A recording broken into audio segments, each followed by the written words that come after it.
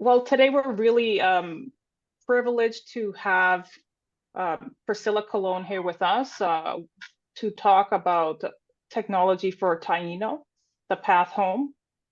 We are with, if these lands could talk, Dr. Marsha Maxwell and myself. We are the co-founders of If These Lands Could Talk, which is a global network of change makers supporting Native and Indigenous communities to thrive authentically with digital technology on their own terms, or self-determination on their own terms, or we also call that tech on your own terms.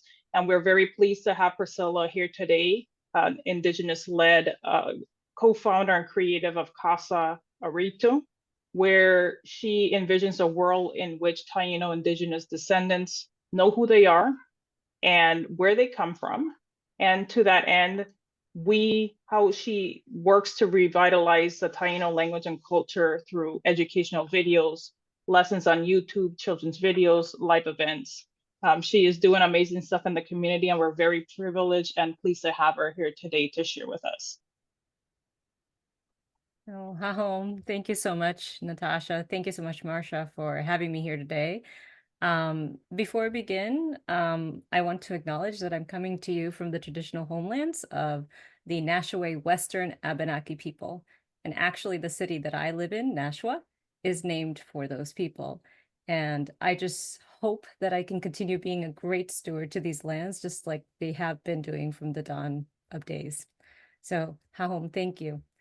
And Mabrika to all of you here. Welcome to Technology for Taíno, the Path Home.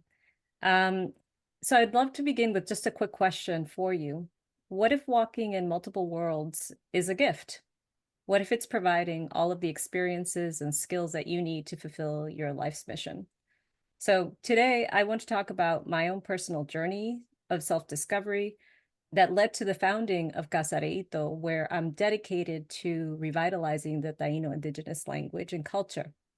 Now, as I prepared to talk with you today, I realized that my story of walking in multiple worlds, it doesn't begin with me. It's actually a super long trajectory dating back at least 530 years. And that's as far back as I've been able to piece it together. So going back 530 years, my indigenous ancestors are from the island of Boriquén, which is currently called Puerto Rico. It's part of the Taíno indigenous homelands comprising the islands of the Caribbean and parts of the US, states like Florida. And in 1492, my ancestors' world was irrevocably changed with the arrival of Europeans to this part of the world. So over the course of 500 years, their world continued to change in dramatic ways. So first, the Spanish language, culture, and religious practices were imposed on my ancestors. My other ancestors, enslaved Africans, were forcibly brought to the Caribbean, leaving all their languages, their cultures, entire worlds behind, having to adjust to new norms and new worlds. And then in 1898, everything changed once again with the arrival of the US Army. This gentleman that you see on horseback is actually General Nelson Miles, who led the invasion of Puerto Rico in 1898. And he coincidentally played a major role in the late 1870s in forcing indigenous peoples, such as the Lakota, into reservations after the Battle of Little Bighorn. So just so you can get a sense of the history behind of modern day Puerto Rico. And this is the world in which my parents were born into in the 1930s and 40s. They were children of the Great Depression. So they were indigenous, Black, white, Spanish speaking, American citizens, but not quite, somewhere in between. At school, they learned that pollito meant chicken and gallina meant hen, but they were also called jíbaro, a pejorative term for uneducated mountain folk. But they didn't realize that that term was actually part of their indigenous language heritage. They didn't know that they were still speaking their indigenous language when they used terms like that, because their ancestors had been declared extinct for centuries, way before they were born. Then, soon thereafter came Operation Bootstrap. This is also called the Agrarian Reform. It was the government's solution to the island's economic problems. So as you can imagine, the Great Depression hit the mainland US pretty hard. And the colonized island of Puerto Rico, Boriken, it hit it much harder. So the government saw this as a way to pull the people out of poverty. So in less than 20 years after the creation of this Operation Bootstrap, Puerto Rico became industrialized. It no longer depended on agriculture, which meant no one was growing food anymore. So this new industrialized world created for the island's people, and I put it in quotes, for the island's people, actually forced those same people into low-wage factory jobs on and off the island. So families who had known nothing but the land were forced to start again in a new world. Most of them ended up traveling to New York. There's a reason why there's such a huge population, millions of Puerto Ricans who live in New York. And from New York, they traveled up the New England coast. My parents met shortly thereafter in Massachusetts, and that's where my story begins. So I grew up in a suburb of Boston on the wrong side of the tracks. And I know this seems like an expression, but in my case, it was the literal truth. So this is a map of where I grew up in the suburbs of Boston. The red line shows where the railroad track cuts off part of the town of Framingham. And the little pinpoint on there is basically where my bedroom was. So I could hear the midnight train going up and down those railroad tracks. That railroad track divided us between the rich and the poor. So the further north you got from those railroad tracks, the bigger the houses, the greener the grass, more space. And those who lived south of the railroad tracks, most of us were poor white, Black, Hispanic, newly arrived Brazilian immigrants. And that's where most of the government projects were. And that's where I was raised.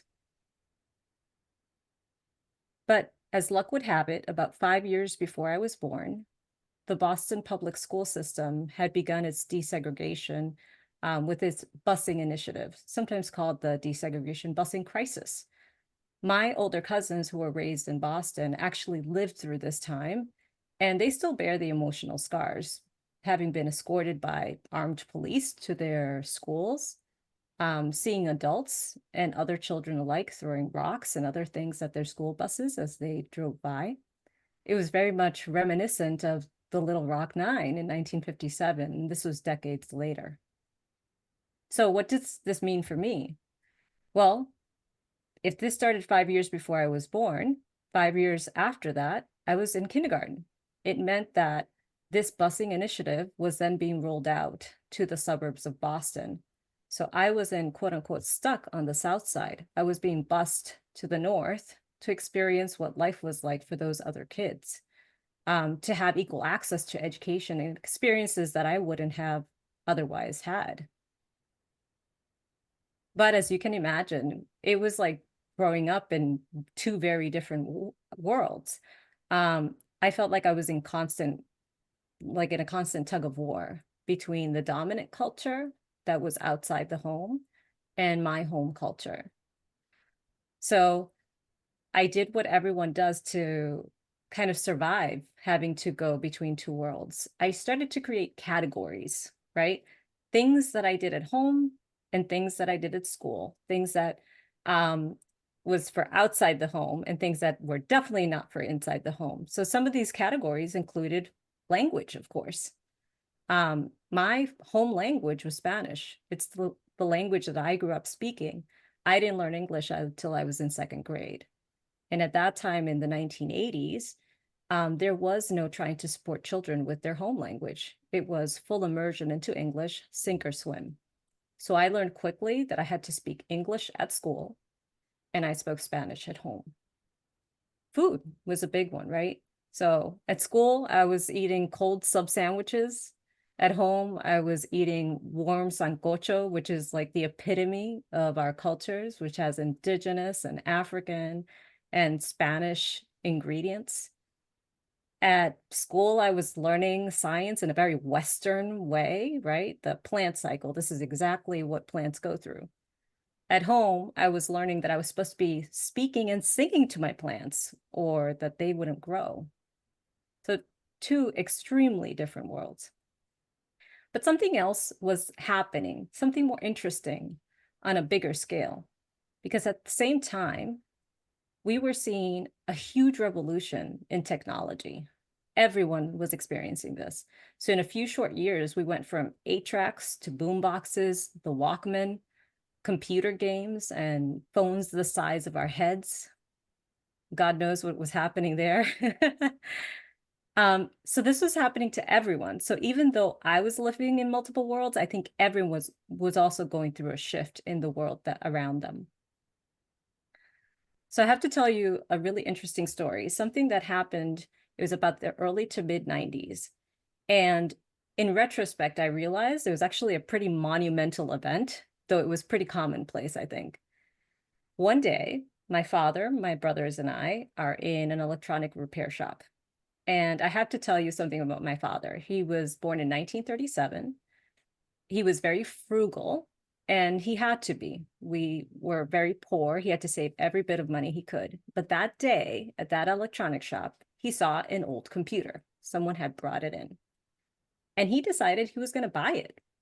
And he didn't buy it for himself. He never used it. He bought it for us kids. He was always, looking for a way to help us with our education. And so the computer came, it sat in my room. It had an old floppy disk drive, just like the one that you see on the screen. We had maybe a couple of games, and we would open it up, take it apart, put it back together. When the fan broke in the back, we just popped open the back and stuck a fan on it to cool it down. But I say this is monumental because it was giving us the opportunity to really interact with technology in a non-threatening way. And so it was easy for us. We became familiar with technology. And this was also kind of like a big deal because it wasn't really commonplace to be having a personal computer at home, not in our neighborhood, right? So I'm so thankful for my father to have the foresight to see that this was going to be essential for our lives. So of course, time passed. I went to college. I started a career. I became a teacher. Later on, I worked in language learning technology and publishing. And as I grew up, I also grew better at code switching, at shape shifting. It was the result of that kind of protective mechanism that I developed when I was little, of compartmentalizing myself and my life, because it was a way of being able to navigate in multiple worlds. Then at the age of 40, I had what I'm calling a spiritual awakening, manifesting through an identity crisis. I'd spent so much time just showing parts of myself at any given situation that I realized I didn't know who I really was. It was that protective mechanism that had allowed me to move through multiple worlds, but now I had a reckoning that I had to face. And there was also some major pieces missing from my story. Because you see, my parents and their parents and their parents, going all the way back to those generations so long ago in 1492, had been trying so hard to simply survive in their ever-changing worlds that they had lost who they were along the way. They hadn't been able to transmit a lot of those pieces. So that's when I started piecing myself back together. I realized I needed to learn more about my culture and the language of my ancestors. So I started, that path back home through language, which was something that I'd always been interested in and worked with. So I realized, as I started doing research, I found this wonderful book called Primario Básico del Taíno Boriquenaiki. And this was written by hyperpolyglot Javier Hernandez. He proposed for the first time in 2018 a modern variant of Taíno, which would allow us to speak and write in full Taíno sentences for the first time. It had easy to learn grammar, new vocabulary for a modern age, and all of the rescued language that had been documented since the early 1500s. And so that's when I had that aha moment, and I realized, wow, I can use all of my professional skills as a teacher, as a curriculum designer, a project manager, and my language skills to learn and then share what I'm learning with other people. Because I figured I'm not the only one feeling this way. I'm not the only one trying to kind of reconnect with my ancestry. So I wanted to help those other folks who also felt that they were missing pieces from their lives. So I got to work. And of course, I turned to technology. So I began publishing YouTube lessons on the Taíno language and culture. And so YouTube is huge. It is a way for us to reach more folks around the globe. It has more than 2 billion users a month. So this is a perfect vehicle for getting your message across. I began publishing 2 videos a week, one in English and one in Spanish, to ensure that I was providing information that was accessible to a majority of Taíno descendants. And within the first 3 years now, we have more than 350 lessons available for folks, completely for free, whoever wants to learn. I also began writing children's books in both languages, English and Spanish. I used Amazon's print-on-demand services. The technology is now there. It is a great equalizer because I wanted to teach that new generation the Taíno language and culture in a non-threatening way, including STEAM activities and more, something that I wish I'd had when I was a child. Another wonderful organization that I'm currently working with is 7,000 Languages, and their whole goal is to empower Indigenous communities to revitalize and maintain their languages. So we've teamed up on a digital course. It'll be the first Taíno digital course available, and you can learn about the language, you learn basic words and phrases, sentences, participate in conversation, have cultural context. And it's also about showing that Taíno still exists. It's not just a historical course, it's showing Taínos here and now. And you can even go online at our website and try it for free. The first four units are available for free.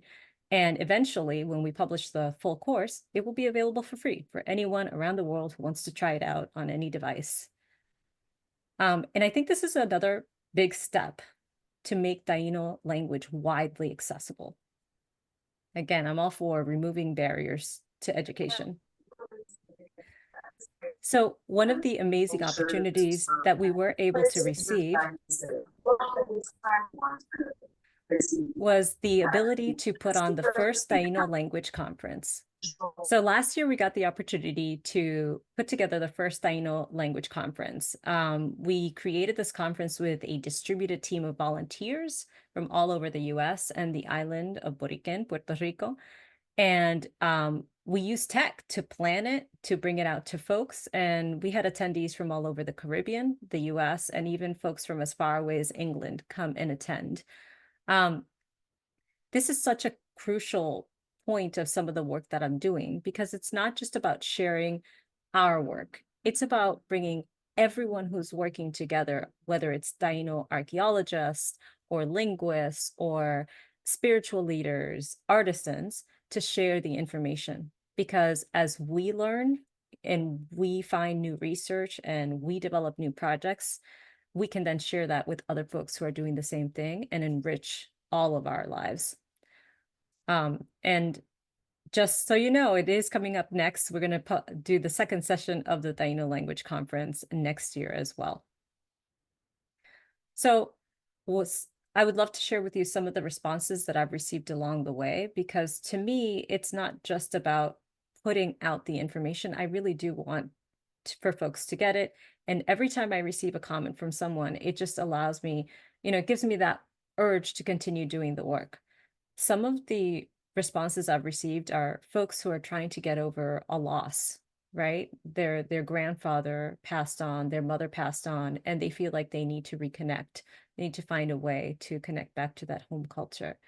One of the first comments that I received was so inspiring for me and really just showed me that this work isn't just about reaching folks who are alive today. There was a young man who said, "I'm 15 years old and I'm learning Taíno and I plan to teach my kids and I hope that they teach their kids." And I realized that in these short little 7-minute videos, I'd been able to touch at least 3 generations. And so I can only imagine what Taíno descendants will look like, 50 years from now, if we're able to reach even 3 generations from one person. There are folks who write who say, my mother and I now text in Taíno. A man who wrote to me the other day and said, my daughter and my 4 grandchildren were all watching the videos, and, you know, my grandchildren are so proud. And his oldest granddaughter is 10 years old. So when I hear this type of response from the community, I'm filled with joy and I'm excited and I am in awe and I feel humility, because this is the kind of work that I did to try to heal myself, but now I'm seeing that this is having huge impact on so many other folks also. So I was listening to a wonderful podcast the other day by a former monk who explained that in Buddhism, Dharma means purpose, but it's actually comprised of 3 important things: passion, skill, and service. And that's when he explained that, I realized, okay, this is what I've actually found. I'm using my passion for reconnecting to my indigenous roots, the skills that I'd garnered through living in these multiple worlds in professional and personal way, and the service that I am now helping to bring to others to help them reconnect to their Taino indigenous roots. So I'll ask again, what if walking in multiple worlds is a gift? What if it's giving you all the experiences and the skills that you need to find wholeness and be of service to the world, to fulfill your life's mission? So I see my mission, Casa Areyto's mission, as creating a world in which Taino indigenous descendants know who they are and where they come from. And what does this world look like? Well, in this world, there are kids' books in Taino. There are language learning apps for the Taino language. There are school programs for Taino immersion courses.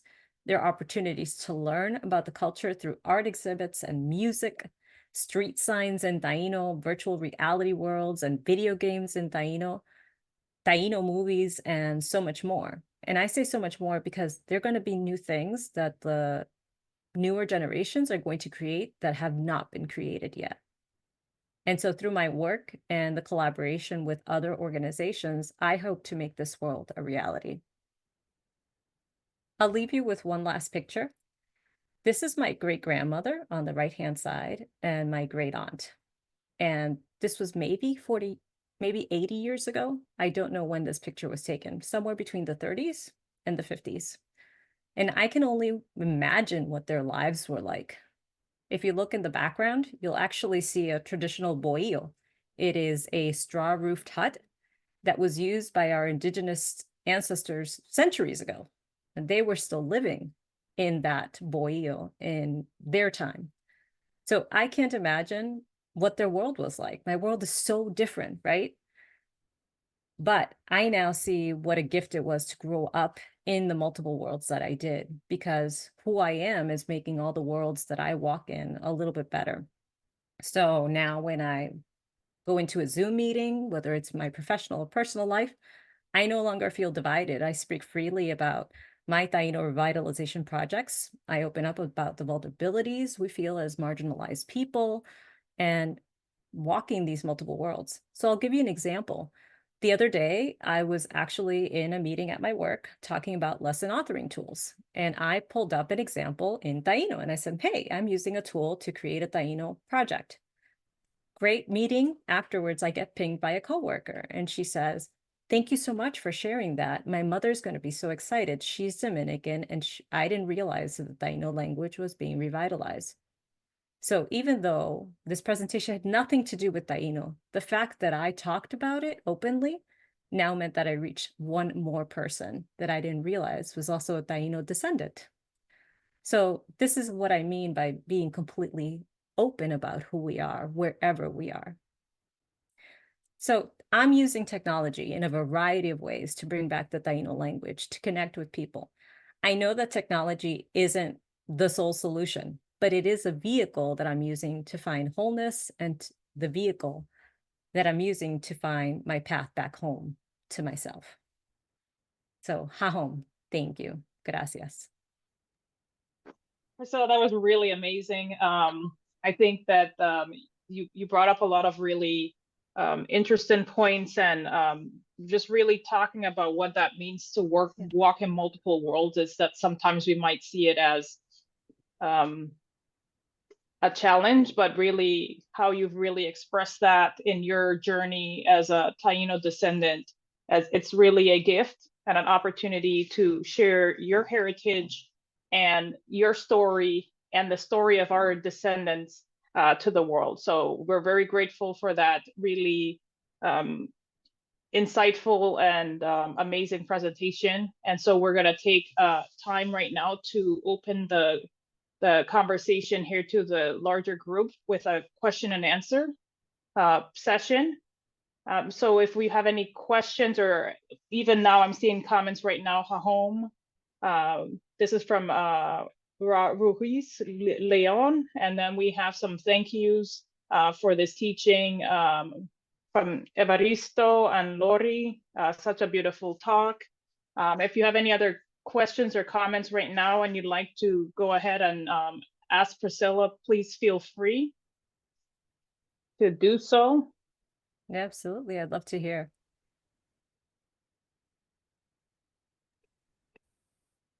Yeah, in terms of communities, are there like any communities like being developed in terms of that are practicing as groups in anywhere here in the US or in Boston or Puerto Rico or whatever?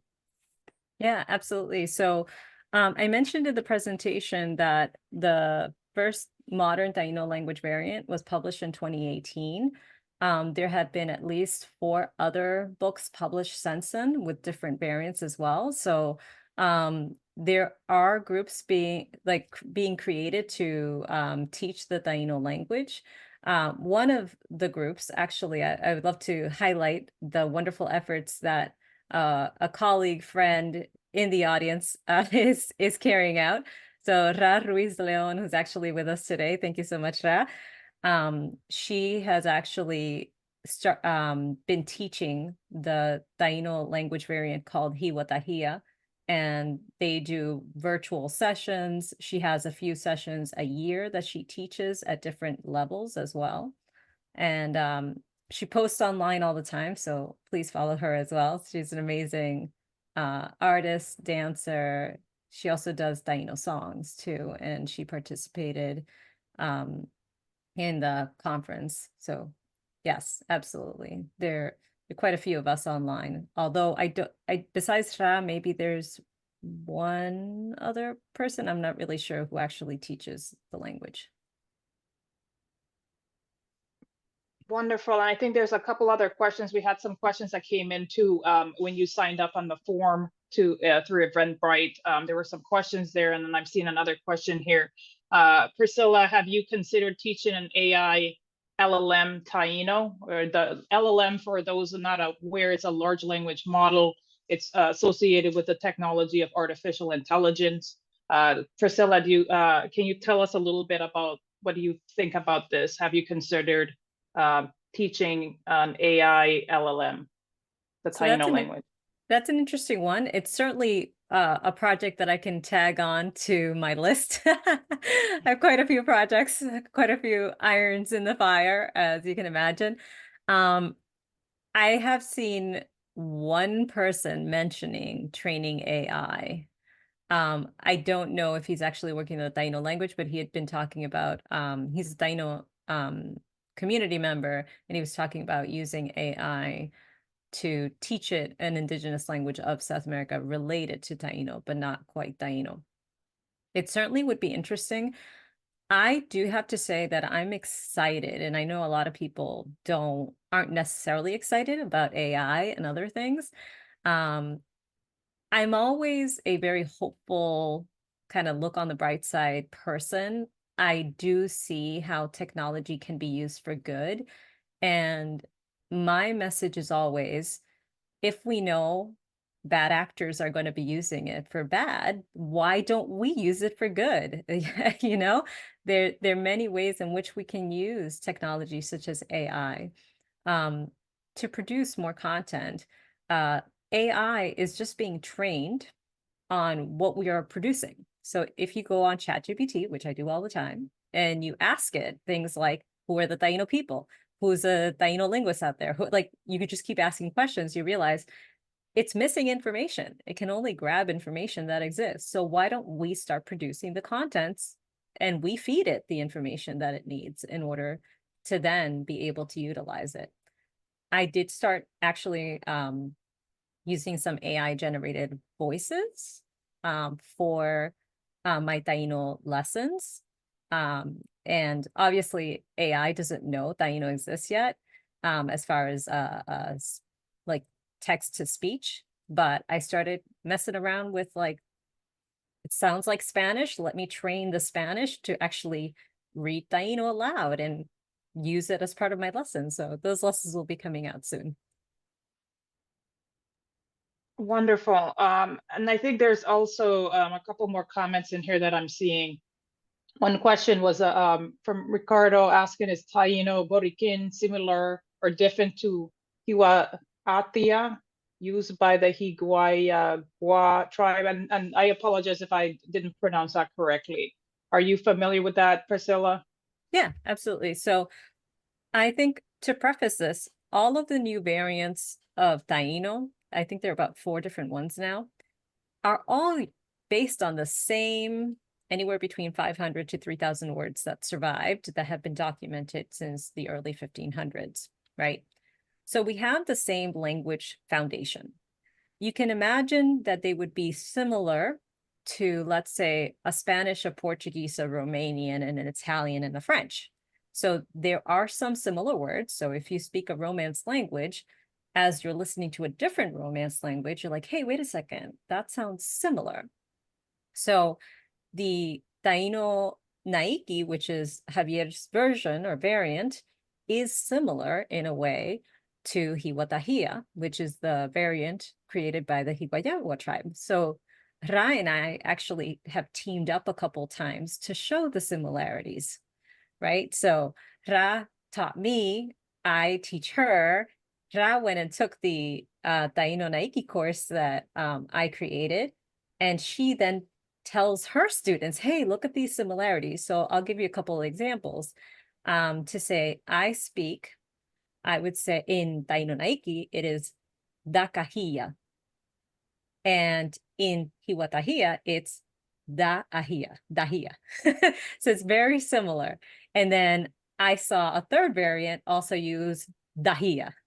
So it's like, it's so similar because we're basing ourselves on the same language that was documented. Now, where they kind of vary or split apart is once you get to a certain point after that foundational 500 to maybe a maximum 3,000 words, if you use toponyms, which are place names, after that, you have to fill in the blanks. So some folks decided to use certain sister languages from South America to fill in the blanks. Other folks decided to use other sister languages. So you see some diversions, but in the end, we're all basing ourselves on the same kind of root words. So my answer to folks, I encourage them, just as Ratas and other teachers in the community, is just learn them all. You know, if we can learn French, Spanish, Italian, Romanian, and a bunch of other languages, why not learn all the variants of Taino? We have a question in the chat from Lori. Lori, do you want to ask your question? Sure. Thanks, Priscilla, for a great talk. I should just say Priscilla and I know each other pretty well, and I'm so glad I was able to attend this webinar. So I'm always interested in like large change efforts, but in ways to make sustainable change. In other words, change that sticks. Sounds like you definitely are on the path to doing that with Taino, Priscilla. My question to you is, others may be involved in similar kinds of efforts, whether it's with a language revitalization or really any topic. Are there a few lessons that you learned along the way in this journey about how to go about making change that sustains? That's a really good question. I don't know if I have an actual answer, but I can tell you what I have been trying to do. And And I say I don't have quite an answer because I'd have to travel 50 years in the future to see if it actually sticks. So one of the ways in which I think about this is reaching out to more and more people beyond the Taino community, because I feel that if we stick to those people who already know, then we're not actually reaching beyond. My goal is to create a bigger tent, invite more people, show them how Taino has impacted every other language in the world, because it has. As being the first language of contact, our language was borrowed and then incorporated into other languages. So the message about Taino is one that reaches folks in India and Japan, people who speak Persian Farsi, people who are in Germany, literally write saying, oh, wow, I didn't realize I was actually speaking Taino. So my goal, in order to really make a change that, is that lasts, that it's really to reach more and more folks, because one, it's just good practice to have allies in a lot of different industries and a lot of from different walks of life. And so I'm one voice, but if I can reach someone in this industry, there'll be another voice, and so on. And all of a sudden, millions of people will, one, know that Tainos are not extinct, unlike what the history books say, and they're going to help advocate as well. So I feel like that's really been one of our main goals. And one thing that I would encourage everyone to do is, one thing that I did a few years ago was like literally just write down in a journal all of these quote unquote crazy wishes and dreams and hopes that I had. Like, it was a journal that literally, as I wrote in it, I was like, what am I writing? Am I crazy? Like, I would never share this with anyone. But actually, the minute I started writing them down, they started coming true. And it had to do with the fact that I was finally admitting that what I wanted for Taino, right? So I wrote down something, what I thought was crazy. I was like, I want to work on a Taino movie. Within 2 months, a director wrote to me and said, hey, I'm working on a Taino movie and we need Taino dialogue. Like, you're the only one who's doing this. Come work with us. And we did. And the short film was released last year. And it's been traveling around on film festivals. And so I encourage you, just write down what it is that you wish for yourself, for your language, for whatever it is that you're passionate about, and then work towards it. Because if you truly believe in what you're doing, you'll be able to accomplish it.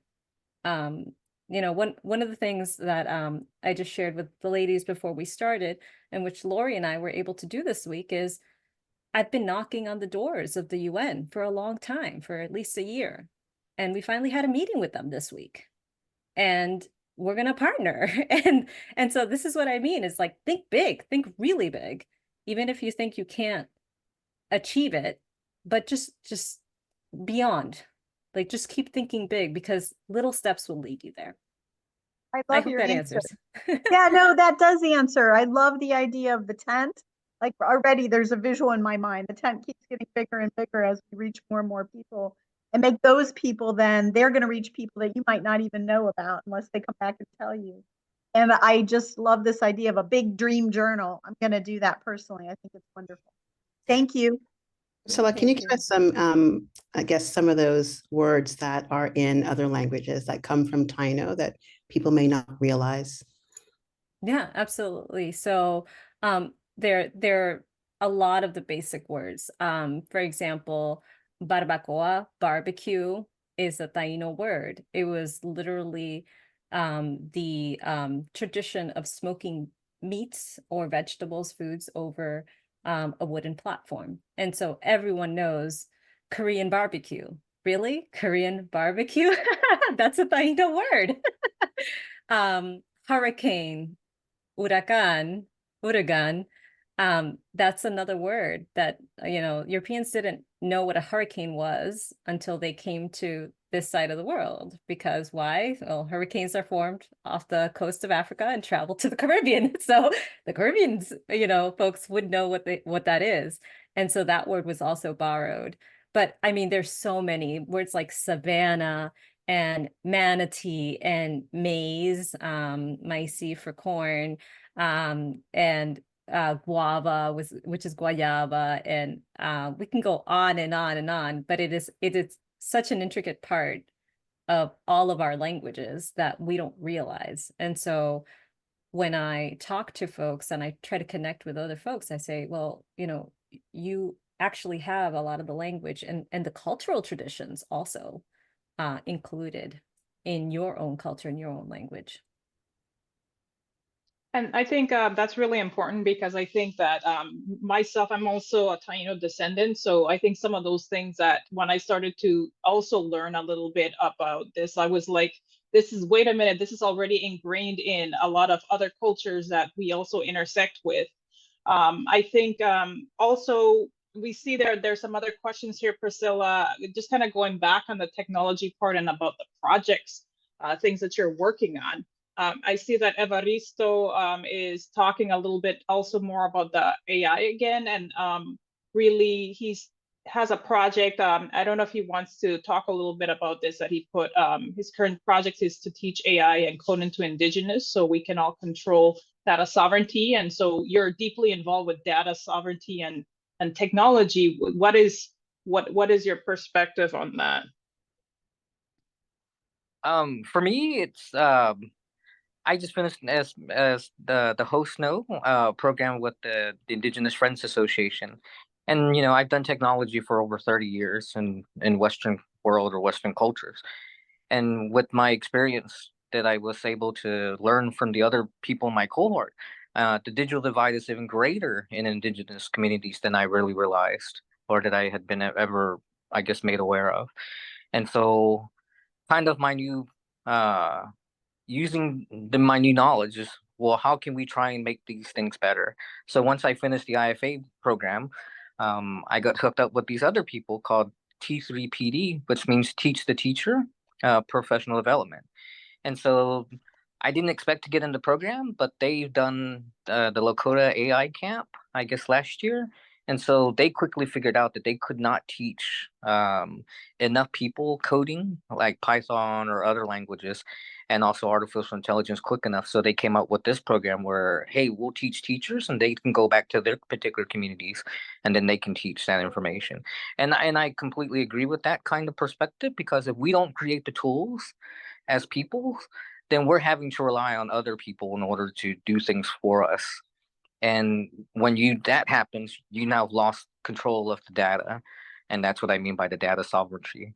And so as I've looked also now, like since I'm here in Canada at the moment, and I've started looking like, where are the networks? Who are the people controlling the networks, like on all of the reservations and all the First Nations? And it's like, it's always third-party people. And I quietly asked for some of them, to some of the First Nations, to look at, well, where are they getting those services from? And they're like, oh yeah, we just hire that out. And it's like, why? You have people there who are quite capable of learning. Why don't we try and figure out a way to get that knowledge to them? And so that's why I was asking, like in your particular case, about the languages, because I'm starting to look at the different First Nation languages and trying to decipher down like how many vowel sounds there are, what's like the very basic building blocks, and then figure out, how do I teach an AI these basic building blocks? And then from there, making the words is no problem once you know the sounds. It's just like in music. Once you understand the note structure, if you want to do it that way, then you're able to, almost copy anything else at that point. And so that's why I asked the question of, had you considered teaching an AI Tiano in order to, I guess, number one, control the information and before somebody else does it, and also so you can maybe make that model more widely available for other people to use. So you touched on some super interesting points. Some of the issues that happen in all organizations, but it's very much touching Indigenous organizations, is lack of funding. So you end up having to look for folks like, on our team, we have tons of volunteers from all over the US who have who have now gotten to the point where they say, you know, I've worked for other companies, but I really want to do passion projects on the side. And this feels like something that I'm connected with as a Taino descendant. So through creating those small kind of connections and networks of folks, you're able to then find enough of them with the skills, because there's so many people who are highly skilled out there, to create these neat projects. I would recommend a couple things to you. So 7000languages.org, they're the folks that I'm working with on the digital course. They have a lot of connections also to a lot of other organizations who are working to revitalize languages, such as the Doyan Foundation. And I believe they do Alaska Native languages and maybe some from Canada as well. They're connected with folks in Canada, folks in, as far away that speak Marma and the Philippines, all over. So definitely connect with them and look up the Doyan Foundation. They have an actual pretty sizable team working on Indigenous languages revitalization programs. So definitely start there, and you'll be able to have, at least some connection to folks who can help you then work on AI. Wonderful. And we have a couple other questions as well here. There's a couple that came in from the event registration form. And so I just wanted to touch on a couple of those. Some of these questions, Priscilla, are really around the heritage and even some of the topics around tribal recognition. So I think we had a question that came in from Angie and one from Jorge.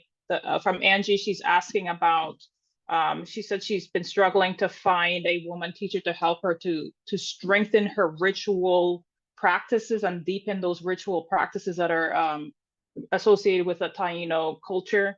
And she's curious about if there's a reliable directory published anywhere about that. So do you know anything about that, or what your recommendations would be to connect to some of those ritual and heritage practices that are associated with the Taino culture? Yeah, absolutely. So one, I wish there were a directory.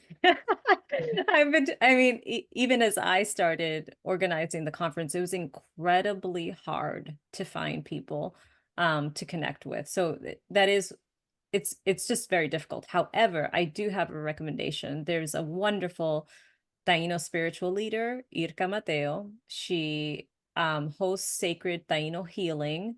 She is active on social media. She hosts new moon, full moon ceremonies and other virtual ceremonies throughout the month. And she's just a wonderful person. I got the chance to meet her at the conference, and truly a beautiful soul to connect with. And she's really open and teaches a lot. I'm signed up to her newsletter, so I get all the latest information as well. So whether you just sign up to a newsletter, follow her on social media, or join some of her ceremonies, I think that would be a great way to start that reconnecting or reconnection process.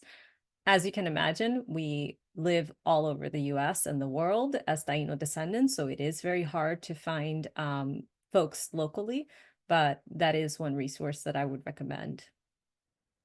I believe someone put one in the chat as well. Is that a resource? So check. Yes, so the second one, Kane Spiritual Circle in Pennsylvania. Yes, so that is led by Miguel Sague, a wonderful Tequina teacher as well. He is a spiritual leader based out of Pennsylvania. He posts things on YouTube and social media. That's another person that I follow as well. Wonderful person. He also joined us at the conference, so I couldn't recommend him more as well. And then also just kind of a little bit more, Priscilla, around the heritage component. So I think many people who are reconnecting to their Native and Indigenous roots, they go through a journey maybe similar to yours, experiencing a lot of the similar things.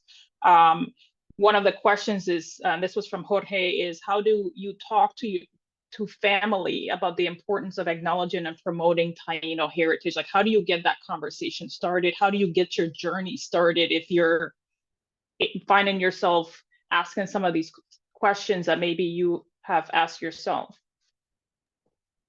This is actually a little bit more difficult because of the history that was perpetuated through history books that the Taino are extinct. Because of that myth, most of Taino descendants actually believe it, including many of our family members. It's a very weird thing to have this cognitive dissonance of the history books telling you one thing, but you know a different thing. So my parents, for example, were like, oh, obviously we're Indian, like look at your grandmother, we obviously are, you know, that sort of thing. But then it's almost like then like the Taino are a separate thing because history books say that they're dead, right? So it's a very strange thing. So when I started my own kind of reconnecting, I started sharing it with my brothers, for example, in like a really excited way. Like, look, I found that the language is still out there. Look, this is what other materials I found. But I can't say that everyone is ready, right? So it is a personal journey. It's just like any other journey where if you start working on yourself in one way, right? Whether it's like going to therapy or like spiritual retreats, like that's a personal thing. You can only share as much as you think that the other people are ready for. And then if they get excited about it, wonderful. If they decide to say, it's not really for me, well, then that's their journey as well. So the only recommendation is share what you think they would be excited about, like whether that's a language, a video thing, a cultural thing, and then see where that leads. I think there was another really cool question in the chat, and it was talking about, do you have any, I guess, suggestions for Taino names for males or females? Is there any names you can think of? There is a resource that I can point you to. So the Hiia tribe does have a page where they have like a list of possible Taino names for males and females. Like the ones that you usually hear about are usually related to flowers. So ana means flower in Taino. So that's a fairly simple one to use. A lot of folks will use, for example, Siba, that means stone. That's actually my personal name. So there are quite a few lists. I think some folks will also borrow from historical names, like historical chiefs' names, like Aguaybana, that sort of thing. So yeah, I can put in a list in the chat, or we can share it out afterwards, where they can find resources for male or female names. Wonderful. And we have a couple more questions also from the event registration. And so this one is, these next couple are more around like the larger recognition of the Taino people at a global level. And so one question that came in from Antonio was, what are the possibilities of getting tribal recognition from the federal government? I would counter with which federal government? So you can imagine, I mean, we're talking every possible Caribbean island with a different federal government, the United States mainland, and so on. So there have been several different attempts of going about this. Now, and there are also, by the way, this is a very divisive issue. There are people who believe that we should have federal recognition and people who believe absolutely not, we don't need that. So I'm not taking a stance on one or the other, but I can share with you what some folks have done. So there's a small tribe based out of Rhode Island that received local recognition, and they teamed up with local Rhode Island tribes. But that's not at the federal level, and it's not at the state level. There is a tribe, I believe, out of St. Thomas, if I'm not mistaken, and please forgive me, that actually did get recognition from the governor of that island. There's a huge, huge historical reasons why Tainos are not federally recognized in the US. But that is like a huge history lesson in and of itself, having to do with it being an island territory, a colony. And so you can imagine that there are layers and layers and layers of policies and issues that would first have to be ironed out before we could even get to the question of federal recognition. And of course, there are folks on the other side who say, why would we want to be federally recognized? That would entail a whole other set of questions about, well, if you're a federally recognized tribe, you're technically an autonomous country. And then there's this whole, other questions of like land and other things that come into play. But I don't have an answer. It's a big question that started 500 something years ago. Thank you. And so now I think getting into the community now, so besides this concept around recognition, I think that many people still are connecting with the culture, whether they're early in their journey or they've been involved in the culture for a number of years or through the generational practices and things like that. So there were a couple of questions that came in around how can people who are descendants or want to learn about Taino culture get involved. Michael submitted a question that asked, what is your opinion on language meetups in cities with a large Caribbean diaspora, such as New York City, where they are from, or Kissimmee, or other places in the United States, or even in other communities across the world? I think it would be amazing if folks locally created these sort of meetups. For example, New York would be a huge hub. I know that there are Indigenous Peoples Day events that happen in New York and New Jersey, in suburbs of Boston as well. Those would be wonderful opportunities to meet up with folks. Powwow season, for example, during the summers, there are big powwows that happen again in New York and New Jersey. And you can actually go and meet up not just with other tribes, but folks from the Taino community. In Massachusetts, for example, there are big meetups as well that allow you to meet folks who are Taino descendants. So I would definitely encourage that happening. A lot of these are, grassroots efforts. So it's a matter of just identifying folks in your community who want to engage in these sorts of things. I have a wonderful friend and colleague who's in the audience today, who's Sayali, who is actually working to create these sorts of cultural meetups and engagement in Maine, right? So you wouldn't think, what, there are Tainos in Maine? Yes, there are Tainos in Maine. There are Tainos everywhere. So I think I've just encouraged folks to start reaching out and connecting and creating these sorts of meetups on a local level. My view is if it happens locally, then we can start talking about it, using social media to start talking about it and start connecting with other folks as well, across the country and across the world.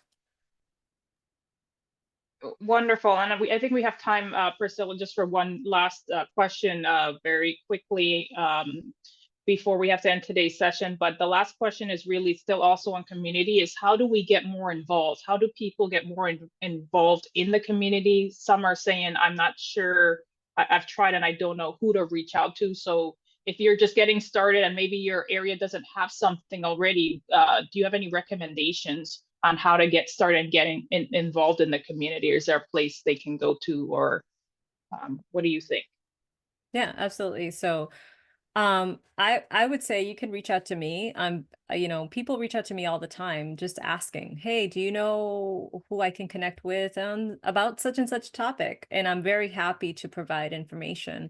There's a wonderful professor who reached out to me and said, I'm going to Boriken and I would like to do some research there. Who would I talk to? Wonderful. I can connect you. I know a few people there.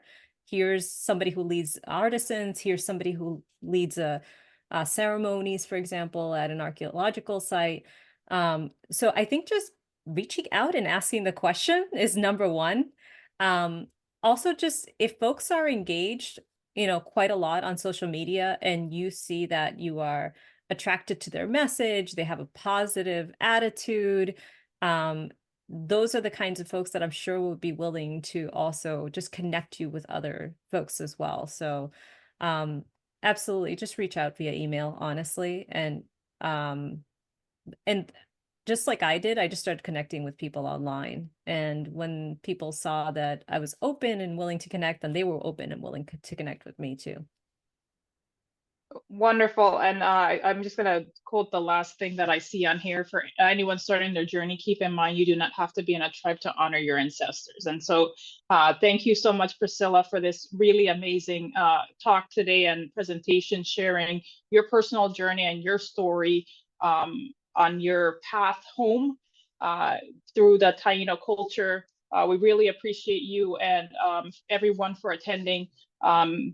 Your story is of inspiration and really important in the larger conversation around Indigenous and Native self-determination with technology, but also acknowledging culture and language, and also leveraging that technology to revitalize and share that language and culture across the world. So thank you so much, Priscilla, for joining us with this conversation.